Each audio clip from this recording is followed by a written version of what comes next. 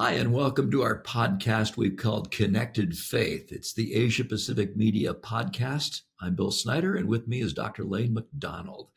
Why a podcast like this? Let me say it again. We believe that there can be a marriage between technology and the church that will reach more people and bring people in contact with the message of the good news and into the kingdom of God. So our why is let us help you get there. So thank you for joining us this time. Lane, welcome again, and always enjoy the conversation. Absolutely. This is going to be a fun one for sure. Yeah. Last time we talked a little bit about the opportunities and challenges that this social media world creates. And somebody said it this way, that when COVID hit, social media and especially church involvement, it was like it had been given a booster or an accelerator. And all of a sudden, people said, we've got to be online. We've got to do something. And the church did. They got online. They started doing things. We started having live streams from everywhere. And in Asia, where I live and have lived, the same thing was happening. The church was realizing we can't meet. We've got to figure out a new way to do it. And they've done some really creative things that we'll talk about as we go through these podcasts. But here in America, where we're at today is an interesting. How would you describe, Lane, where we're at today as it relates to engagement of the church with the media tools that are accessible to them? Inflection point.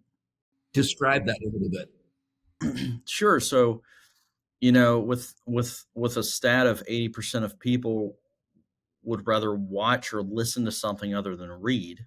Now, the stat was about blogs. You can kind of look at the way we used to do things was kind of like the blogs of God to us, right? The Bible, right? And little sections. If you want to look at it, it's more like a journal of all the people that came in the lineage of Jesus Christ. And then we discover, how many people was it that have downloaded? I think it was like 500 million people have downloaded one app that lets people listen to the Bible, right? That's remarkable. And engage it in a different way. So there's an inflection point here, a totally different way of interacting, personability, resonating with, just a completely different, and it has to do with technology, right? Technology is giving these new abilities, and to be able to take it personally in and utilize it is a personal inflection point for every single Christian out there, especially ministry leaders. I'm thankful for the churches that are trying, that are there. And hopefully, as you listen to this podcast, you're going to get new insights and ideas that will even improve and grow the outreach that you have. Some pastors have said to me honestly, well, COVID is over. We don't need to be online anymore. May I say to you in very loud words with a big font, that's not the right answer. This is a moment where you need to be there because the world is so uncertain at this point in time. And people are looking for answers when the old answers don't work. So let's take a couple minutes and let's talk about what are some of the tech tools that are available to the church. And let's dive a little bit into a couple of those. And then we're going to finish with bringing it back home. What does it look like if a local church engages with media? What are the things that are going to help to make it more? And that will be our podcast. So hang on and stay with us. Let's talk about some of those tech tools that are available to the church and maybe how to use them.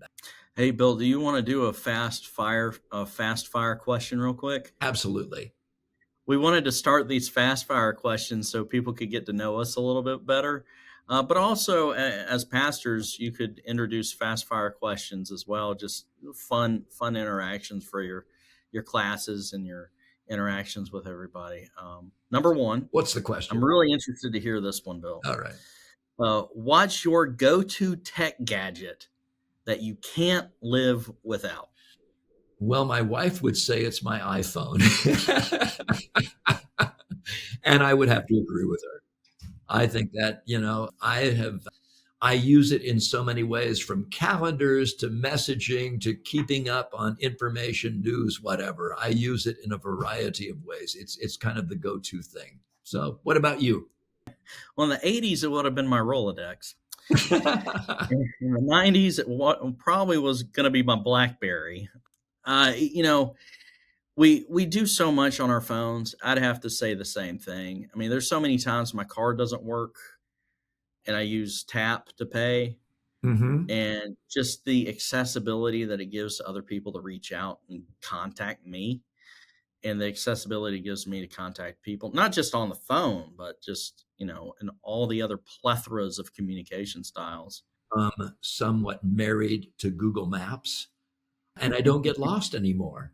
And I wonder, how in the world did I get to places 20 years ago without Google Maps? Actual maps. Yeah, actual maps, which was dangerous, driving and looking at a map that Yeah, was right. 12 by 12 or whatever. Yeah, that's true. It's very Can't do true. that hands free. Mm. It's changed the way we do things. That's the bottom line. Yes, yeah. Mm. Okay, that's a good one. So we want to dive into this. I'd preference, before we talk about all the fun little gadgets and tools we have, it doesn't really matter if you're not authentic, if you don't connect, if you're not real. Now, if you personally don't understand how to do personable communication, an authentic way, right? It's like there's a person hurting out there and you feel for them authentically, that as a human, right? If your spouse is hurting, if a kid is hurting, if a family member's hurting, this is a family of God. So this is what we're talking about. We're talking about not aggregated, populated, beautiful, photoshopped photos of your family on vacation. We're talking about using social media in a more profound way, of just letting people know you're a safe space, that God loves them, and that there is hope, right? For And you're everybody. talking about this as a personal thing. This is not a corporate thing or a church thing. This is personal. How do I use these social media tools? I changed the concept of social media in a workshop that I did a couple of years ago, and I simply call it social ministry, because that focuses this opportunity in the right direction. When I am using something online, when I am communicating something online, I look at it through the lens of, how is this going to impact other people? Now, sure, I'll post a picture of my grandchild, and I'll get lots of likes and all this, laughs and stuff like that. But more often than not, if there's something up there, I want it to be something that will encourage, guide, affirm, strengthen who is going through who knows what that day. That's social ministry. That's a little different take, but it makes a world of difference when it comes to the ways that we can use this to marry our faith with other people's lives. That's where that stat in my notes came from, where 80% of people would rather watch a video about something, right? Back in the day, you'd get a newspaper at your doorstep. You had the newspaper boy throwing it at your house, right? You picked up magazines at Barnes and Noble, right? That's where you get all the good stuff. Or you'd have a magazine catalog come to your house and you'd order your magazines. The accessibility and the readability of the internet has grown exponentially. And when we're talking about the dark spots of the internet, where 70% of kids will just randomly stumble onto bad things on the internet if you don't have a guard. The same stat is true for the good things. 70% of kids will stumble onto good things of the internet. I always like to look at the silver lining of it all, the positivity part, because that's where we can make a difference. People, 80% tried and true right now, would rather search for a video or a podcast on a topic. If they're thinking of suicide, and they have manic depression, if they're going through a divorce, if they're trying to work through their marriage, if they have a troubled child, if they're having a father son issue, if they're having family issues during Christmas. I mean, just look at the plethora of life things that just the world throws at you. 80% of people would rather watch something or listen to something. So that's a huge, powerful thing about live streaming. So making that personable, telling your own personal story, is always going to win out over everything else.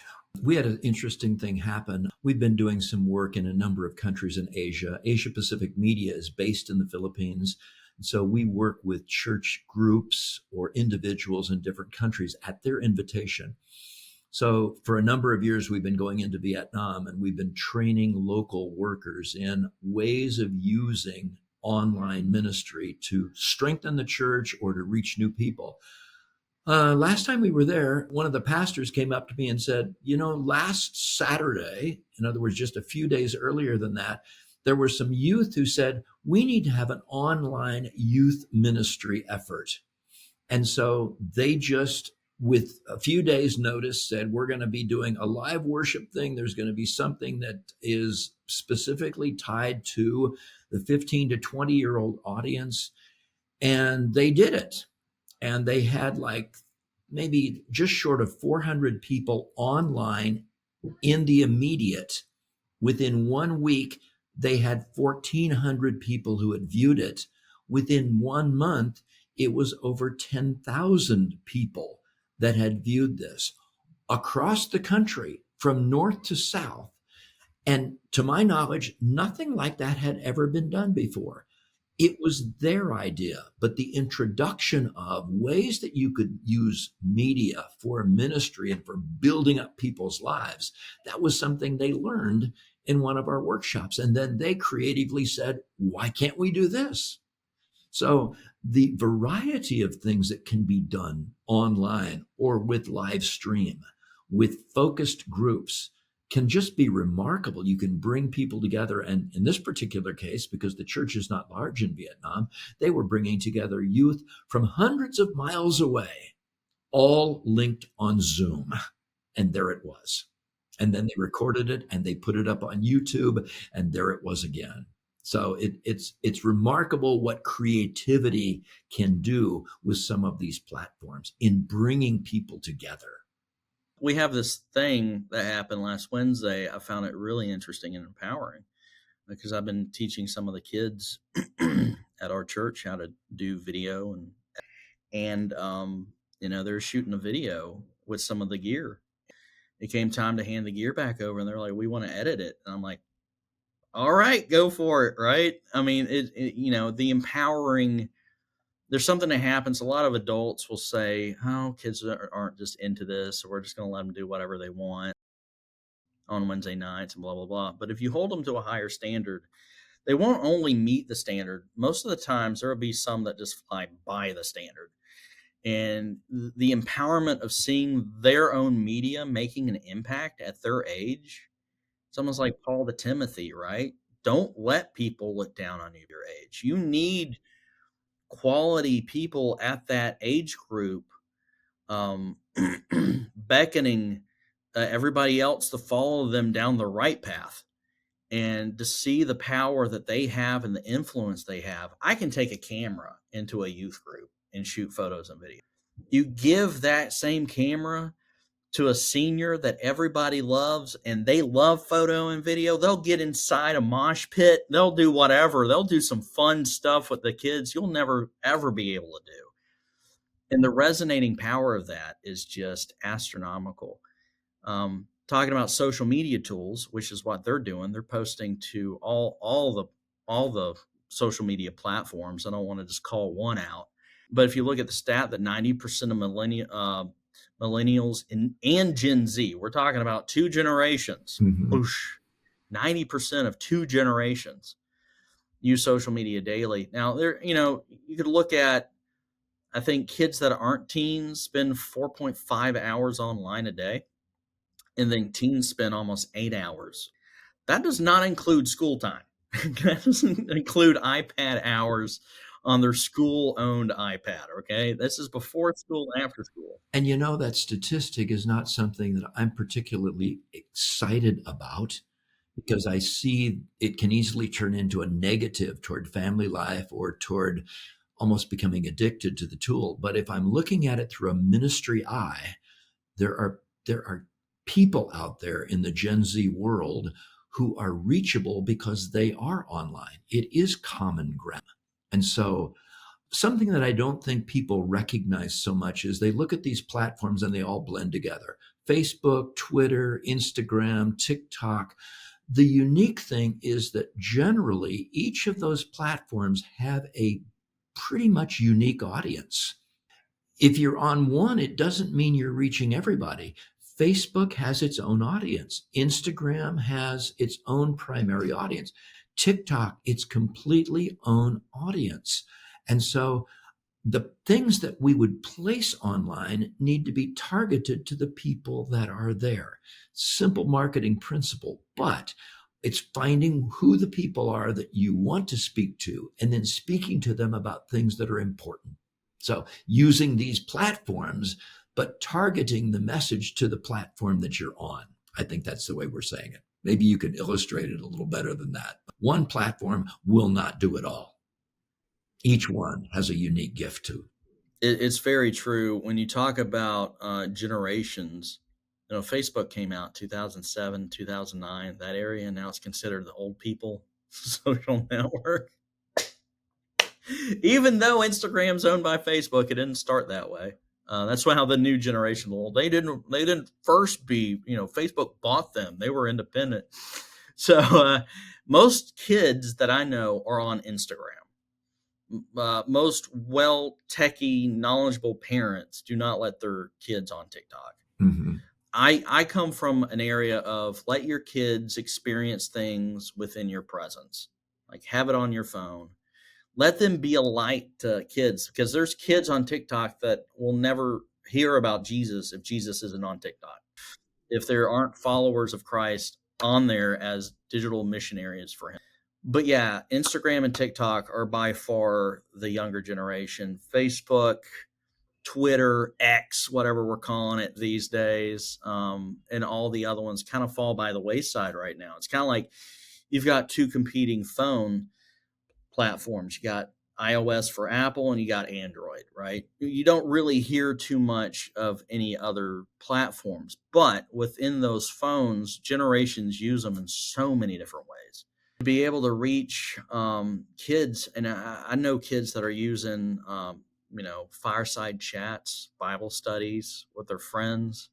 And these are friends that might have moved away from a school and they just started using Zoom, and now they're doing like youth ministry on their own. And you see how they're using it. It's totally different than what I'd ever think. And I'm thinking, yeah, that makes sense. I mean, a lot of kids will just type in encouraging quotes, like 100 of them at a time, and then make a graphic for every single one of them and post them on Instagram in Instagram format, post them on TikTok in TikTok format. You got people doing it on Facebook too. You got groups. I mean, there's just so many ways of doing it. And every community, every group, the interesting thing, the bleed over, the crossover is when you've got kids that are being raised by, say, my group, which would be like Gen X and Xennials, which is kind of where I am. It's in between millennials. There's like a 3-4 year gap there. There's an interesting group of people. Those kids will actually, and these are the kids that are now, I mean, we have a 9-year-old and a 5-year-old, right? So we've got millennials that have kids that are in the same ministry class as us. But we're raising our kids more in the 1980s and 90s. So our kids actually think and act more like kids of our generation, of the Gen X and the Gen Y generation, than millennials and all that. So it's really interesting. So to be able to see what people are using these things for and to be creative with it in new ways, I mean, that's really the power of God in us, taking technology to a new Many height. years ago, a friend of mine said this to me related to technology. He basically said, if we are not in the digital space, we are a silent people. And the church was never called to be silent. but we've got to be educated, creative, and empowered. I really believe that the congregations are sleeping giants when it comes to be able to use these media well. If the average person in America has 500 followers to whatever platform that, and it could be more, it could be less, but how can we communicate with those people every week or 20% of them every week using the thing that we have in common with these friends? It's the social media platform. Bringing it back home basically says, how can we put the good news of the gospel in relevant ways into the digital space so that people are becoming aware? One message is not going to win the day, but the consistency of being there is going to be an influence. Whether you're leading a church or whether you're just a member of a church and you're really interested in technology, and that's why you're listening to this podcast, encouraging people to use these tools as ministry. Now you can have your, you can have your posts and your family outings and your pictures of your kids and all of that. But in the midst of that, I am a person of faith and I'm sharing my faith. That's bringing it back home to me. The local engagement that you have with, but there's other ways as well. Mm-hmm. Mm-hmm. How I bring it back home for myself. We have really interesting conversations every week, and one of them was with a group of leaders. And people struggle with alcohol and cigarettes and all sorts of devices these days. We got into a conversation, and it was about way back in the day, some elderly lady, early 90s, late 80s, would go out into a church parking lot and pick up cigarette butts. And one of the people I was talking to, they said they were walking by her one day, and everyone should pick up. She'd say, "Praise Jesus," and put it in a bag, right? And at one point, he's like, "What are you doing? Like, tell me about this." And she basically, and how I interpret it, every single one of these cigarette butts is a soul that is struggling and is showing up to church, right? But think about how much more invisible suffering there is. That when you see things visibly at a church, people are showing up, people are finding hope and healing. And the physical things show you the invisible things. It makes you aware of all the silent suffering that people go through. So when we see 80% of viewers online would rather watch than read, we're struggling with attention spans and time management and too much stuff in the world. We're talking about how many hours kids are spending online. 4.5 for kids that aren't teens, 7.5 a day for teens.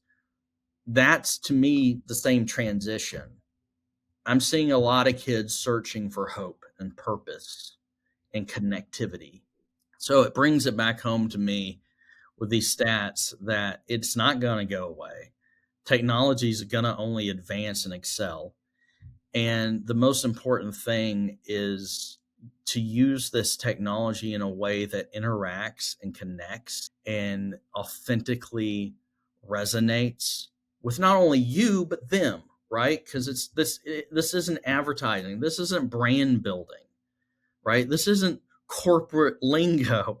This is ministry. Mm-hmm. And the most successful ministries I've ever seen are the ones that they don't go out there to brand build. They go out to save souls. And we get in a world that is so worldly, it can creep into the processes of a church very quickly and personal ministries very quickly. But at the end of the day, what brings it back home to me is, look, there's a lot of people out there that are searching and hoping for a connection. Real people with real issues searching for a real solution. And how much more real and how much more powerful of a solution is there? So that's where I come from. And to understand that there are so many kids and adults in older people. You got people that are homebound. How are you going to connect with them? It's not like streaming to them every Sunday and have someone go out and visit them once a month. I mean, you have to personally connect with them on an ongoing basis. It's not about the corporate lingo, right? And people get really caught up in all of that. And I think the trick is you find people like those teams I was talking about that just went out and they're shooting it and they're editing stuff. You give the power to the congregation. You say, look, we're all ministry leaders. We're all called to share the good news. We're all called to be all things to all people so that we might save a few. And that's where the bring it back home for me comes, is that when I see all these stats and I see all these technology things and you can get bombarded, but the trick is what resonates with you? Where are you now? Who are the people that trust you? And just talk to them. Send out a post. Say, hey, I just want you to know God loves you. I'm praying for you. Whoever this resonates with, just shout back, talk to me. Or just give little profound ideas of quiet moments, Bible studies that you have, or nuances, funny moments with your family. Because everybody needs to know that they're not insane, right? That we're all going through it, and that there's someone else that understands you. That's really what it is. It's just connecting as a human. You know, in coming weeks on this podcast, we're going to be talking with guests as well about fusing faith and the digital world. And I think you're going to learn some really, really good things. Our hope is that this will be something you can take home and use.